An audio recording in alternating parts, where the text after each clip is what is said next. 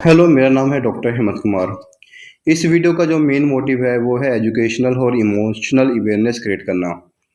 हम एक ऐसे ऑर्गन के बारे में डिस्कस करेंगे जिसका वो अपना साइलेंटली अपना काम करता रहता है, चाहे वो कितना ही बीमार हो।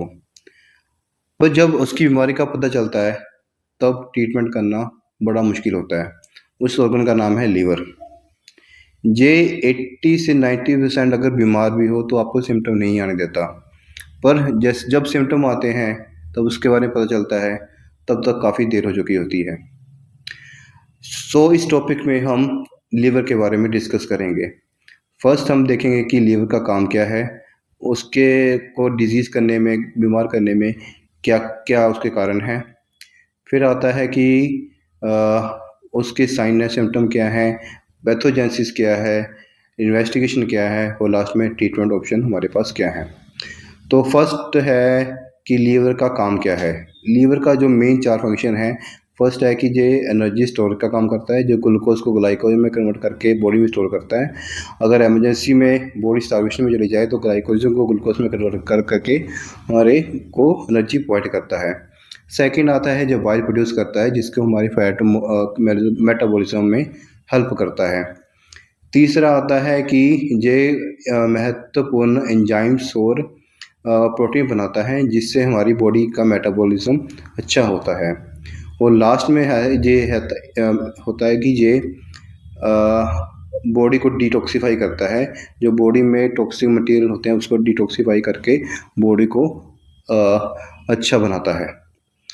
तो मेन लीवर डिजीज़ को बीमार करने में किन किन एजेंट का मेन रोल है। मेन है हेपेटाइटिस सी। कुछ एरिया में हेपेटाइटिस सी काफ़ी ज़्यादा प्रोमिनेंट है, तो ये साइलेंटली आपके आपके लीवर को बीमार करता रहता है और काफ़ी लंबे समय के बाद ये इरिवर्सिबल डैमेज कर देता है। सेकंड आता है अल्कोहल का। हमारे मतलब मेल डोमिनेंस में अल्कोहल के काफ़ी शौकीन होते हैं, वो काफ़ी हैवी ड्रिंकर होते हैं और काफ़ी लंबे समय तक ड्रिंक करते रहते हैं। तो उन केसेस में ये क्रोनिक लीवर डिजीज़ कन्वर्ट होकर आपको सिरोसिस वगैरह भी कर देती है। और तीसरा आता है अगर आपको डायबिटिक है लंबे समय से अनकंट्रोल्ड, आप जंक फूड के शौकीन हैं और साथ में ओबेसिटी है, ये तीनों डेडली कॉम्बिनेशन आपके लीवर को काफ़ी हद तक डैमेज कर देते हैं। फिर अगर आते हैं, नेक्स्ट पार्ट आता है कि सिम्टम क्या है। सिम्टम बेसिकली अर्ली सिम्टम्स, अगर आपका लीवर अर्ली स्टेजेस में है तो उसके सिम्टम माइल्ड होंगे या अनडिटेक्टेड ही होंगे। मोस्टली ये आपको थकान महसूस करा सकता है, इंडिजेशन, कहता है कि कुछ खाया पिया हजम नहीं होता, तो इस टाइप के सिम्टम्स आएंगे, पर ये बहुत माइल्ड होंगे, इसको हम मोस्टली इग्नोर ही कर देते हैं। पर अगर आपका जो लीवर है लास्ट स्टेजेस में चले जाए, जिसमें सिरोसिस वगैरह आ जाए, तब इसको जो सिम्टम आते हैं एकदम से बड़े सीवियर ही आते हैं। जैसे हाथों पैरों में सूजन होना, पेट में पानी बनना, सांस फूलना, हेपेटिक इंसेफेलोपैथी, जिसमें अब कन्फ्यूजन की स्टेट क्रिएट हो जाती है, हेपेटिक कोमा में चला जाता है, ईसोफेगस ब्लीड होने लग जाता है। अगर लीवर में कैंसर सेल प्रोड्यूस हो जाए तो पूरी बॉडी में आकर उसके मल्टीपल सिम्टम क्रिएट कर सकता है। इन्वेस्टिगेशन क्या है, और उससे इन्वेस्टिगेशन से पहले हम देखते हैं कि पैथोजेनेसिस क्या है। बेसिकली जो लीवर है उसमें पहले सबसे पहली स्टेज आती है फैटी लीवर की। जो लीवर है सेल्स होते हैं उसमें फैट डिपॉजिट होने लग जाती है, तो वो सेल्स फैटी लीवर में कन्वर्ट हो जाते हैं। अगर स्कैन कराओगे तो उसमें आपको फैटी लीवर के पिक्चर आएगी। तो ऐसे ऐसे फैटी लीवर जो स्टेज हो तो रिवर्सिबल होती है। अगर आप अपनी डाइट कंट्रोल करोगे, जो अल्कोहल वगैरह खा पी रहे हैं वो ख़त्म करोगे, पीना छोड़ दोगे, तो ये स्टेज रिवर्सिबल है। फिर हौली हौली ये फैटी स्टेज कन्वर्ट होकर हेपेटाइटिस, क्रोनिक हेपेटाइटिस में कन्वर्ट हो जाती है, जिसमें लीवर की इन्फ्लेमेशन होने लग जाती है। फिर ये जो सेल्स हैं वो परमानेंटली डैमेज होने लग जाते हैं। इस स्टेज को हम सिरोसिस बोलते हैं। और सिरोसिस के बाद जो लास्ट स्टेज आती है वो है हेपेटोसेलुलर कार्सिनोमा, जिसमें कुछ सेल का डीएनए ख़राब हो जाता है, वह कैंसर सेल प्रोड्यूस करने लग जाता है, जिसको हम हेपेटोसेलुलर कार्सिनोमा भी बोलते हैं। तो अब आता है इन्वेस्टिगेशन पार्ट।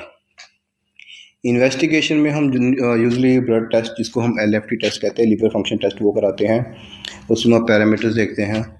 फिर आता है अल्ट्रासाउंड एब्डोमेन की, जिसमें लीवर का टेक्सचर देखते हैं। फाइब्रो स्कैन होता है, उसमें भी लीवर का टेक्सचर देखते हैं, जो मोस्ट स्पेसिफिक है।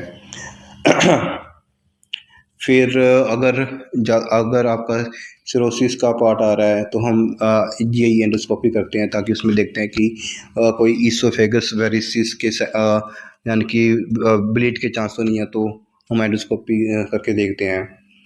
फिर अगर आपको लग रहा है कि ये हो सकता है कि लीवर सिरोसिस है, तो कार्सिनोमा में कन्वर्ट तो नहीं हो रहा, तो उसके ब्लड के टेस्ट आते हैं, अल्फा ब्यूटाप्रोटीन एंड पिपका-2 टेस्ट।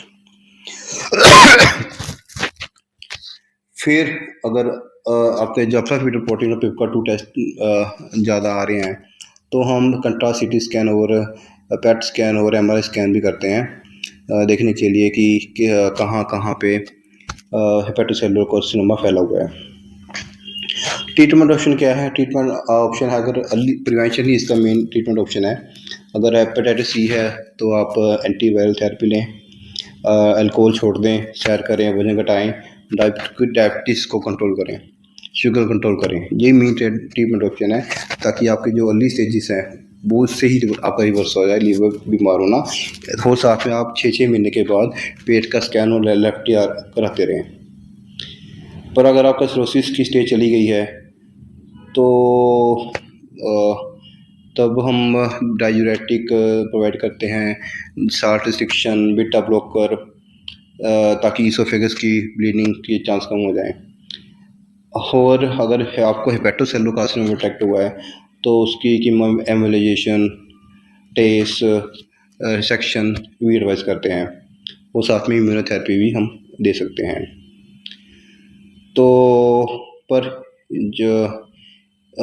इसका जो अगर कार्सिनोमा हो जाए तो प्रोग्नोसिस काफ़ी हद तक पुअर है। तो ओवरऑल यही है कि अगर आप अपना जो लीवर है, अगर आपको 3 चीज़ों की शिकायत है, डायबिटिक, अल्कोहलिक पी रहे हो, या हेपेटाइटिस C की शिकायत है, तो अपना लीवर जो है वो 6 महीने के बाद चेकअप कराते रहें, और लाइफस्टाइल चेंज करें, डायबिटीज़ को कंट्रोल करें, अल्कोहल पीना छोड़ दें।